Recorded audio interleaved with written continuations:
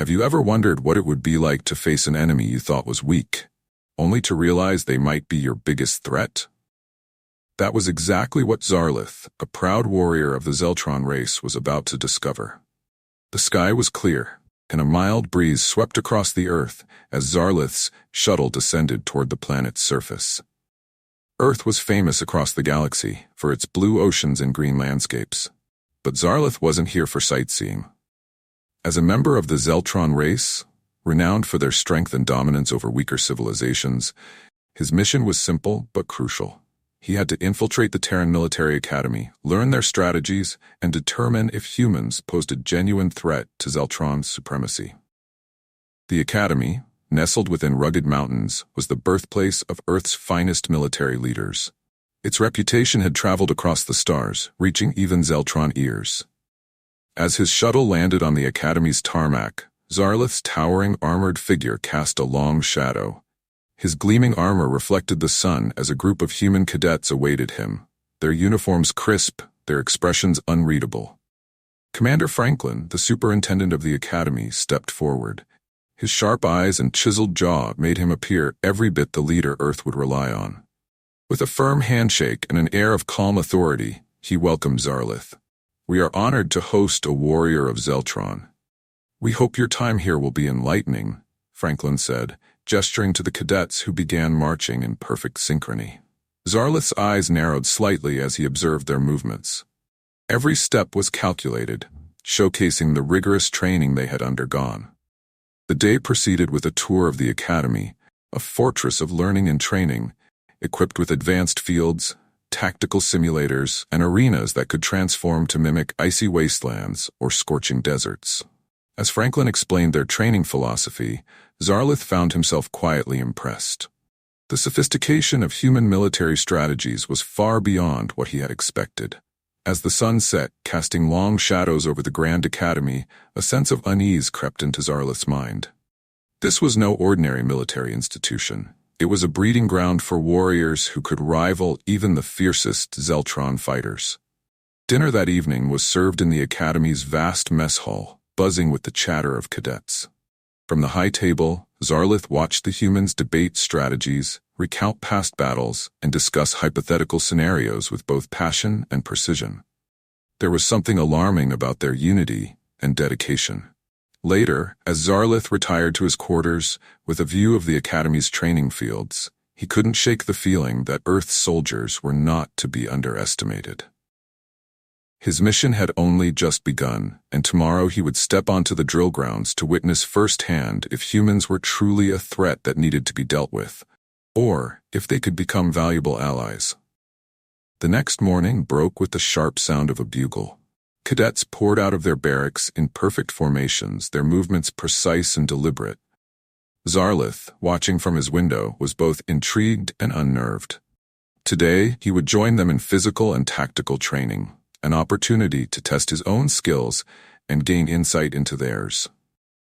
Dressed in his lighter, yet more resilient, Zeltron armor, Zarlith made his way to the drill grounds where Commander Franklin greeted him. "You'll be joining Alpha Squad for their morning drills. This will give you a first-hand experience of our training regimen," Franklin said, leading Zarlith toward a group of cadets performing complex physical exercises. Lieutenant Carter, the squad leader, approached with a friendly nod. "We're running combat fitness tests today. Hope you're ready to sweat," he said with a grin. Zarlith, confident in his superior physical abilities, accepted the challenge. As the endurance running began, he easily kept pace at first. But as the terrain grew rougher and the inclines steeper, he found himself surprised by the humans' relentless determination. They ran not just with speed, but with a tenacity that embodied their spirit. The obstacle course came next. Here, Zarlith excelled, his agility allowing him to easily conquer walls and rope swings. However, he couldn't help but notice how the cadets worked as a team, lifting each other and moving in perfect coordination. They communicated silently, their teamwork a stark contrast to the more individualistic style of the Zeltron military.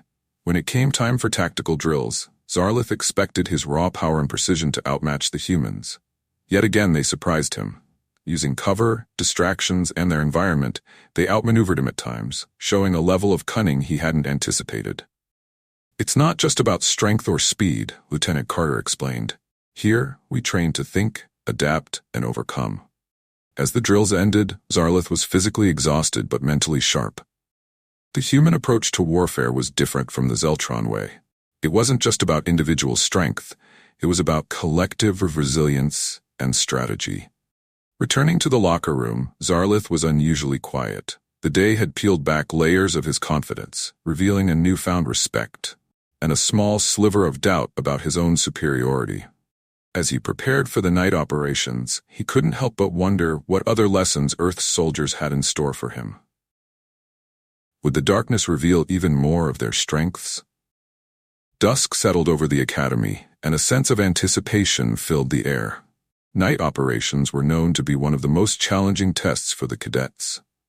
For Zarlith, who came from a planet where the nights were illuminated by the bioluminescent flora, darkness was an ally.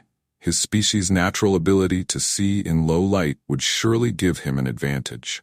At the simulated battlefield, a vast area filled with sensors and artificial fog, Zarlith and the cadets received their briefing. The objective was simple: navigate through enemy lines, retrieve intelligence, and return undetected. Humans, outfitted with night vision gear, relied on technology to see in the dark. A concept Zarlith initially dismissed, but soon realized was another testament to their ingenuity. Lieutenant Carter paired Zarlith with 3 cadets, forming a recon team. "Stay sharp, follow our lead, and keep communication to a whisper," Carter instructed as they moved out into the night.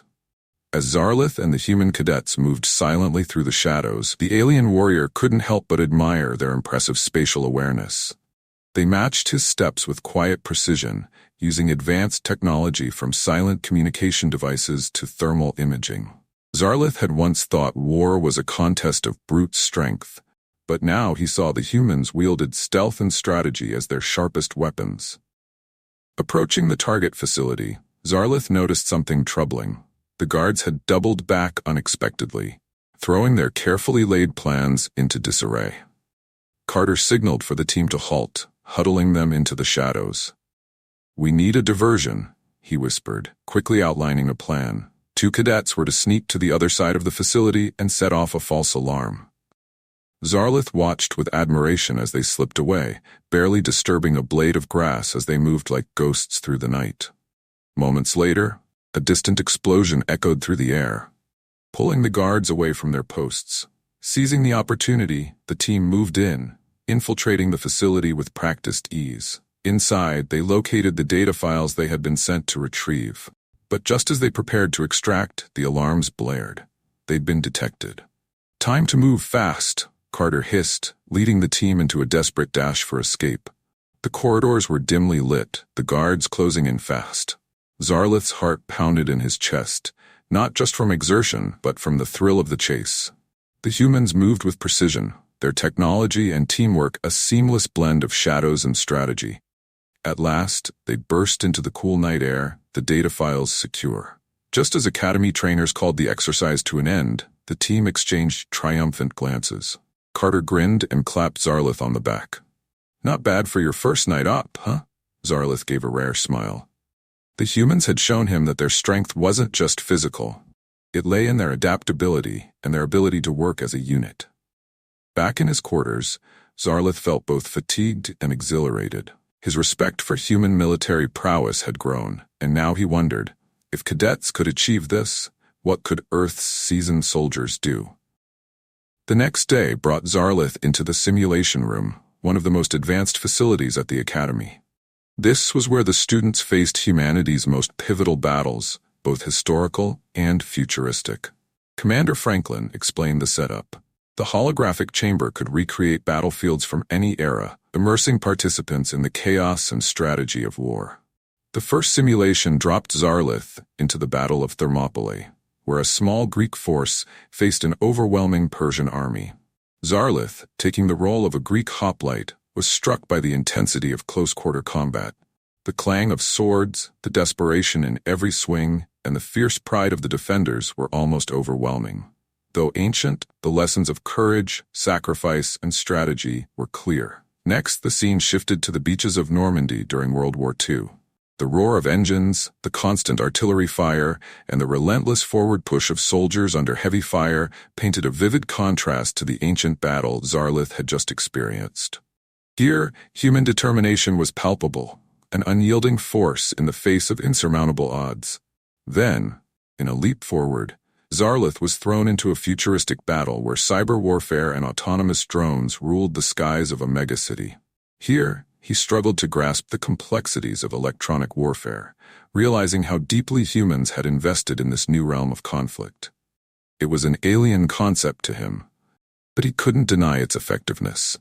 Throughout the simulations, Zarlith was guided by an advanced AI that adapted to his strategies, offering suggestions and historical context.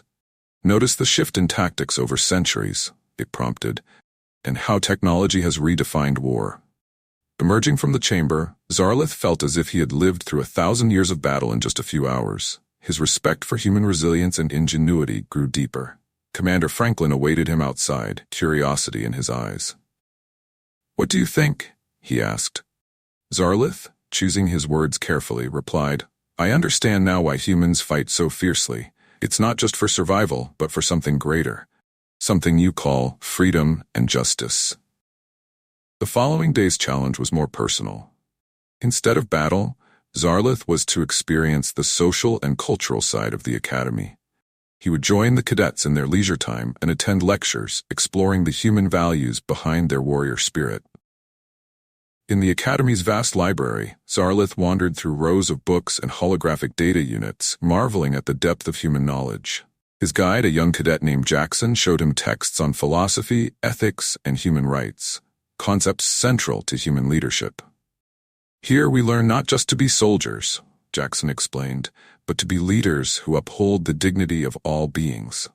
Zarlith listened intently as cadets debated strategies, not only for winning wars but for preventing them.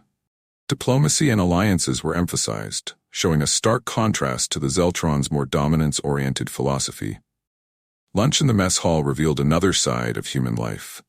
Zarlith observed the camaraderie among cadets, the easy laughter and stories shared between bites. It was so different from the isolated, hierarchical meals of his own people. Here, humans weren't just warriors, they were friends, allies, and thinkers. Zarlith was beginning to see the human military was built on more than just strength. It was founded on unity, adaptability, and a deep-rooted sense of justice. The sense of community was palpable as Zarlith joined the human cadets in the mess hall, observing their camaraderie and light-hearted conversations. It was a far cry from the formal, isolated meals he was used to in the Zeltron military. When invited to join a table, Zarlith found himself awkwardly navigating casual conversation, a battle of a different sort. That afternoon, he participated in a rescue simulation. Unlike the Zeltron philosophy of prioritizing the mission above all, the humans emphasized a no-one-left-behind mentality. Zarlith was paired with a team tasked with retrieving a wounded cadet. The exercise demanded careful coordination and a willingness to risk oneself for another, concepts alien and deeply moving to Zarlith. After the mission was completed, Cadet Lowe, the team leader, explained, "Every life is valuable. That's what we fight for." This sentiment echoed throughout the day's lessons, painting a vivid picture of humanity's complex balance between warrior spirit and compassionate guardianship. The day ended with a cultural exchange evening where cadets presented music, art, and performances from their diverse backgrounds. Zarlith watched, fascinated yet overwhelmed, as the rich tapestry of human cultures unfolded before him. The diversity and unity displayed were stark contrasts to the uniformity of his own society. Back in his quarters that evening, Zarlith felt a mix of exhaustion and enlightenment.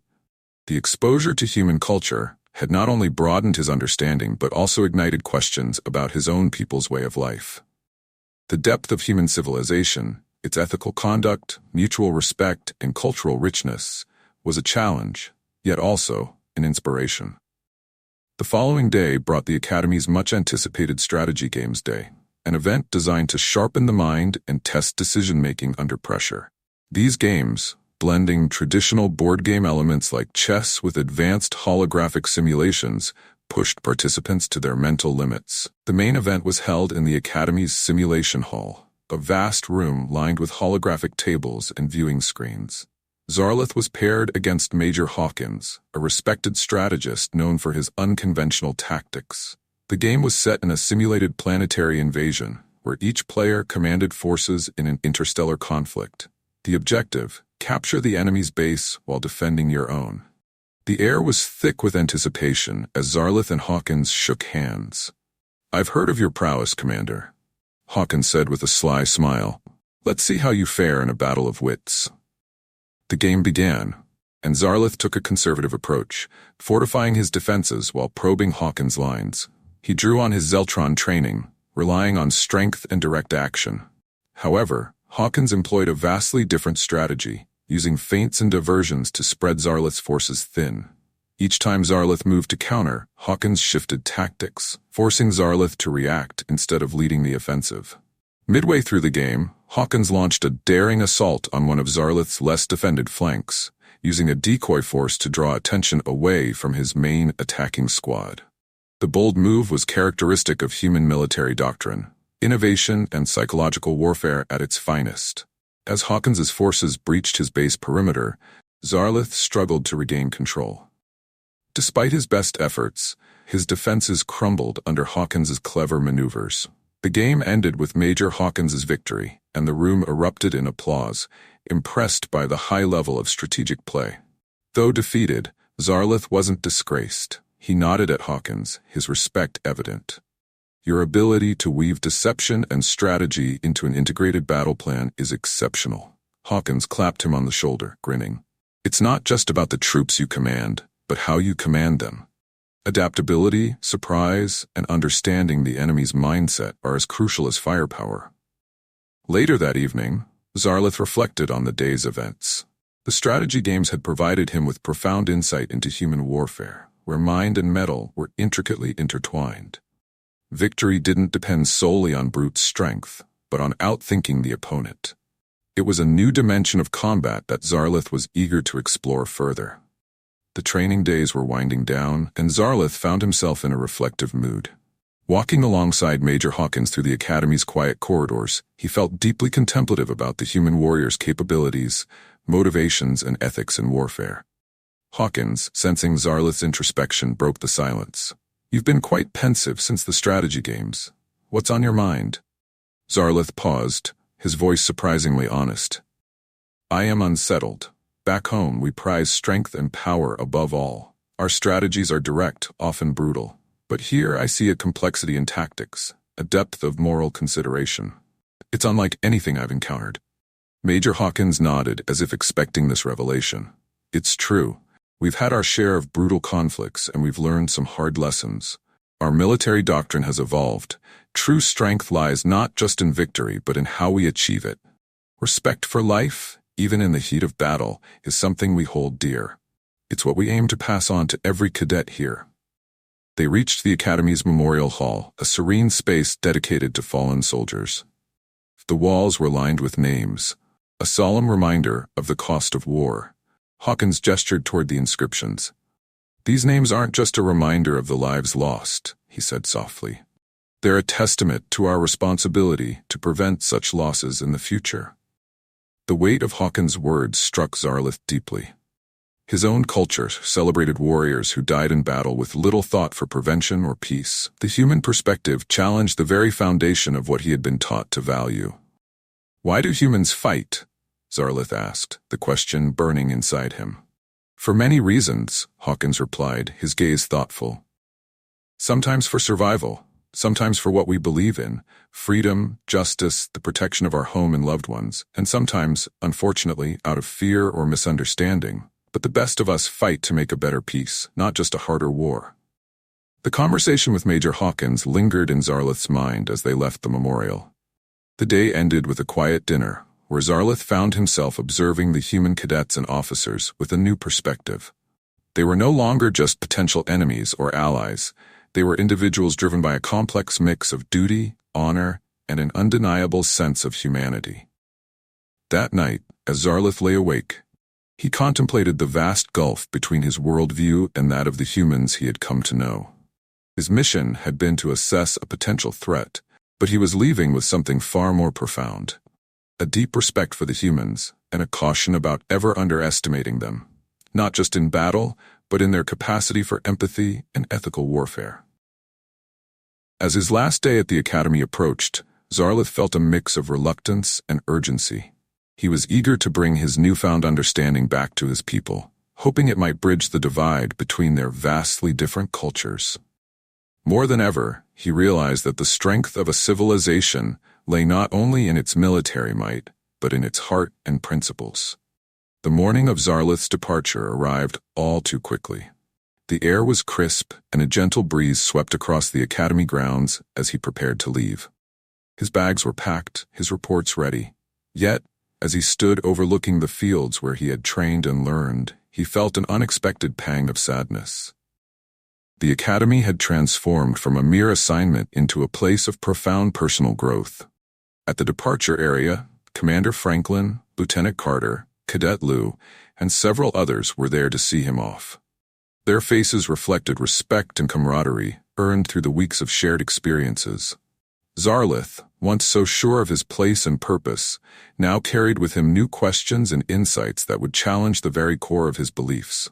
"We hope your time here has been enlightening," Commander Franklin said, offering a hand. Zarlith took it firmly.